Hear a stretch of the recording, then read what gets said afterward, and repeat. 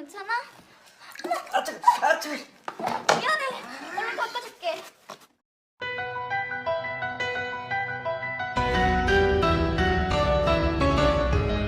Halo Pakde Lover, ketemu lagi ya sama Pakde. Dan seperti biasa, kali ini Pakde bakal mendongeng sebuah alur cerita dari film-film yang kalian request. Dan untuk hari ini, request yang datang dari teman kita berikut ini.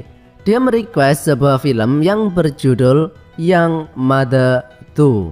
Dan Pakde agak kaget ya pas nonton film ini, karena Pakde berpikir bahwa film ini seharusnya nggak terlalu jauh lah konsepnya dengan film Young Mother lainnya. Tapi ternyata Young Mother kedua ini memiliki alur yang ruwet alias perlu mikir ya. Terlalu bagus, terlalu tinggi ceritanya kalau dijadikan serial Young Mother. Jadi nggak cocok lah buat kalian yang cuma pengen nonton film penggenjotan saja. Tapi ini Pakde bakal usahakan mengulas alurnya sesimpel mungkin ya. Jadi biar otak kalian nggak terlalu panas.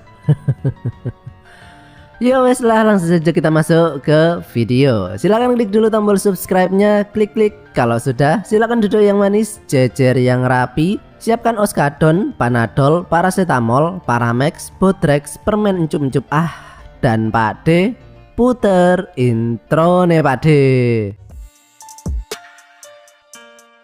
Film ini dimulai dengan seorang cowok yang baru lulus kuliah dan lagi cari lowongan pekerjaan yo. Dia ini bernama Yonggi, dan sepulangnya dari nyari lowongan kerja, di perjalanan dia nggak sengaja ketemu dengan seorang penjual barang-barang antik. Dan penjual tersebut kemudian menawarkan sebuah kotak antik yang dibilang punya kekuatan misterius yang disebut Pandora Box. Tapi dia harus membukanya pukul 12 malam dan nggak boleh kurang dari itu. Yonggi sebenarnya nggak terlalu percaya ya dengan hal tersebut. Tapi ya untuk kategori barang murah ya nggak ada salahnya dicoba toh.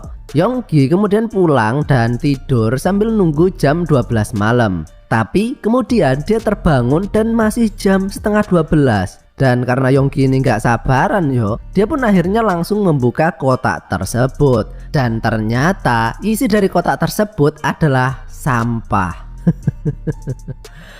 Isinya adalah satu buah kondom dan poster lowongan pekerjaan dari perusahaan yang bernama NIT.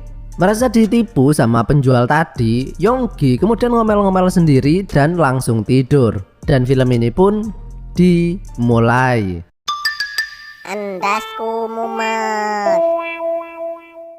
Keesokan harinya, Yonggi mencoba melamar ke perusahaan NIT yang ada di kota tadi. Dan di sini ia kemudian diwawancarai oleh seorang cewek yang cakep dengan pakaian dalam yang meronta-ronta pengen keluar dari tempatnya. Dia ini bernama Tim Jang. Dan Yonggi ini bukannya fokus ke pertanyaan yang dilontarkan oleh Tim Jang, melainkan fokus ke belahan buah-buahan segar yang ada di depannya. Tim Jang yang kemudian melihat tongkat ajaib Yonggi sudah bangun, dia ini pengertian banget loh dan langsung menawarkan bikang angetnya yang masih kebul-kebul itu. Dan mereka pun melakukan penggenjotan.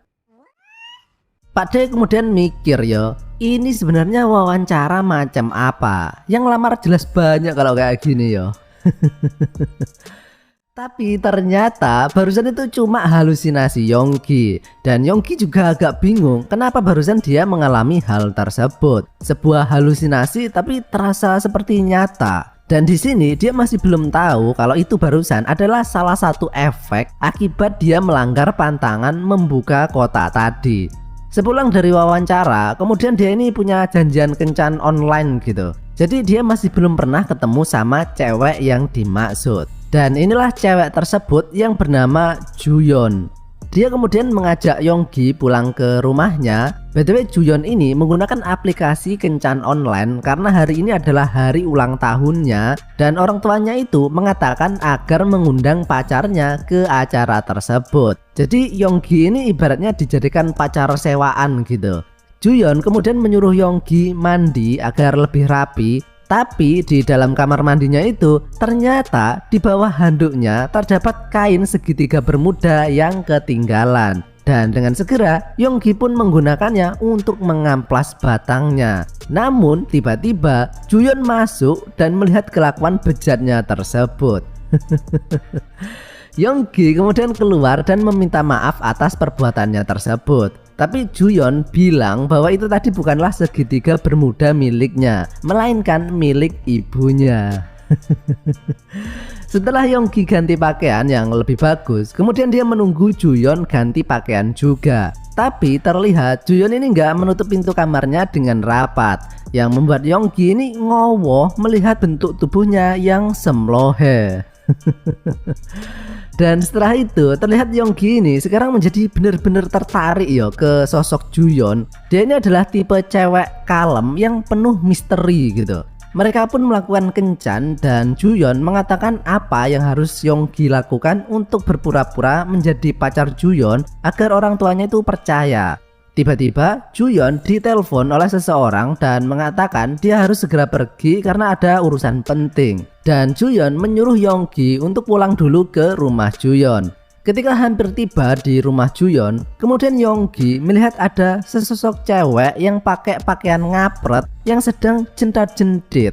Dan ternyata itu tadi adalah ibunya Juyeon yang bernama Haeyoung yang baru saja berbelanja keperluan Natal. Dan melihat gumpalan tumpeng yang pengen berontak keluar dari roknya Haeyoung, mata Yonggi ini pun terhipnotis dan mengikuti gerakan geol-geol tersebut. Ketika sudah masuk di dalam rumah, Yonggi kemudian membantu menghias dekorasi pohon Natal. Tapi tiba-tiba kakinya terpeleset dan terjatuh pingsan. Haeyoung yang melihatnya kemudian menolongnya dan secara tidak sengaja menumpahkan air di celana Yonggi. Dan dari sini cerita Jav pun dimulai. Haeyoung kemudian mencoba membersihkan air yang ada di tongkol jagungnya Yonggi. Dan Yonggi yang sedari tadi melihat nutrijelnya Haeyoung yang kenyal itu kemudian gak kuat dan akhirnya terjadilah perseteruan antara ular dan lubang buaya. Tapi ternyata kejadian barusan itu pun hanyalah halusinasi Yonggi saja ketika dia pingsan. Ya meskipun adegannya lumayan lama sih. Di sini terlihat Yonggi tersadar dan di depannya sudah ada Juyeon, Haeyoung dan ayahnya Juyeon.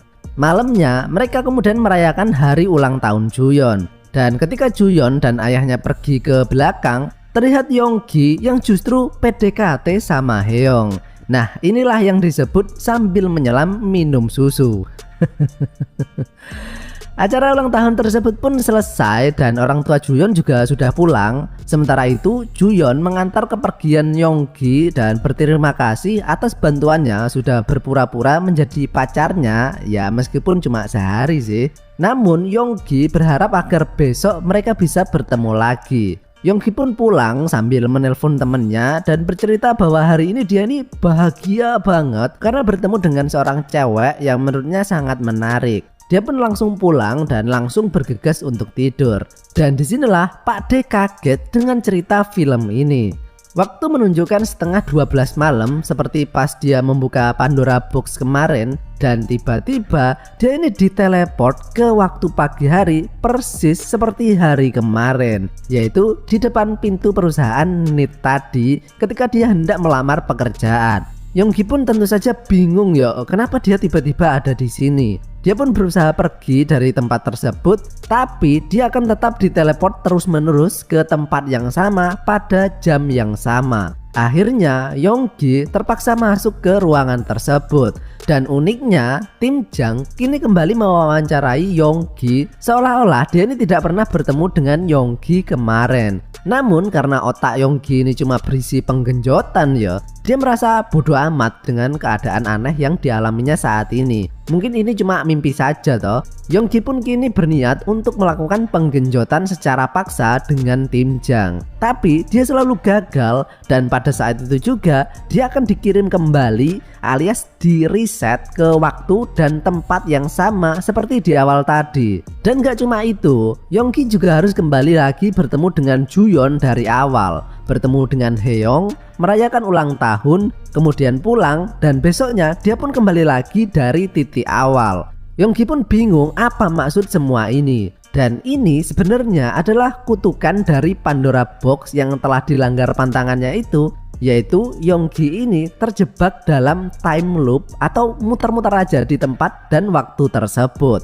Yonggi pun berpikir gimana caranya agar ia bisa terbebas dari kutukan ini. Dia berpikir mungkin ada misi tertentu yang harus ia selesaikan dalam kurun waktu 24 jam tersebut. Dan yang pertama kali muncul di pikirannya adalah mungkin dia harus menggenjot semua cewek-cewek tersebut.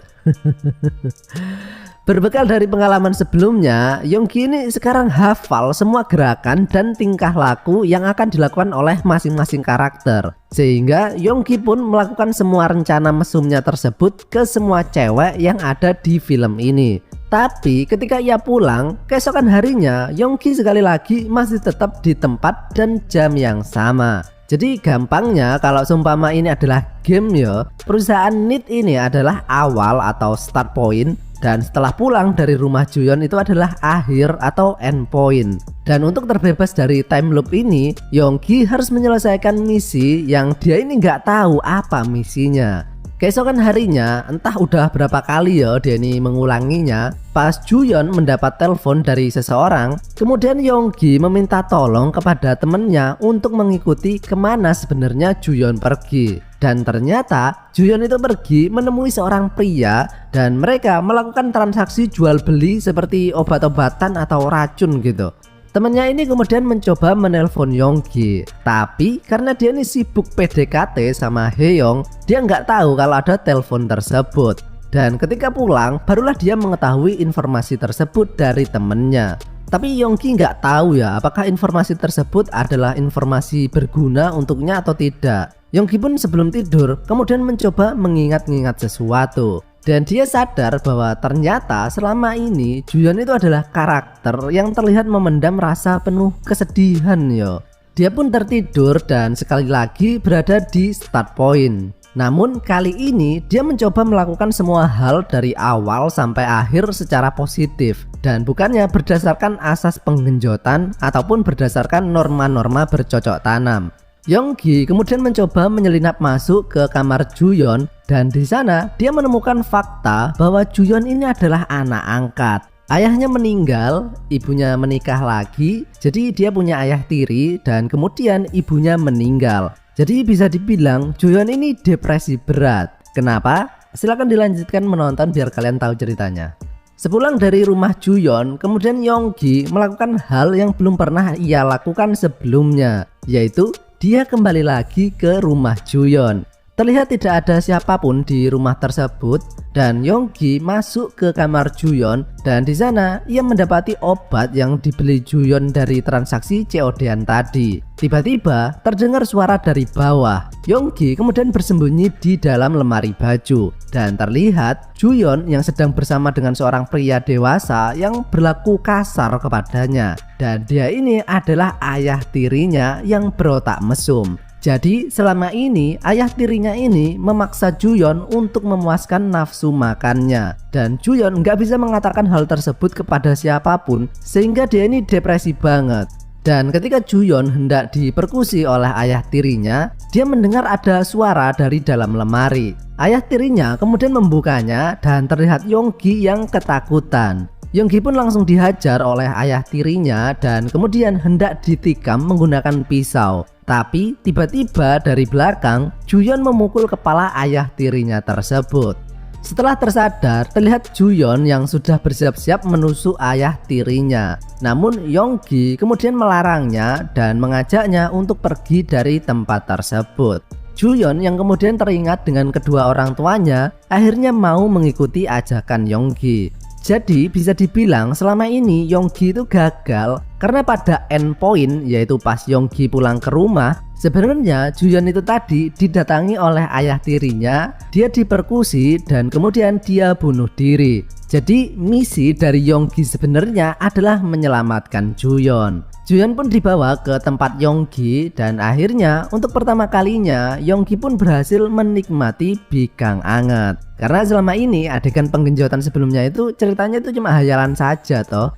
Keesokan harinya Yonggi kembali terbangun, tapi kali ini terlihat Juyeon yang benar-benar ada di sampingnya. Yang artinya Yonggi ini telah terbebas dari kutukan tersebut. Dan film ini pun berakhir.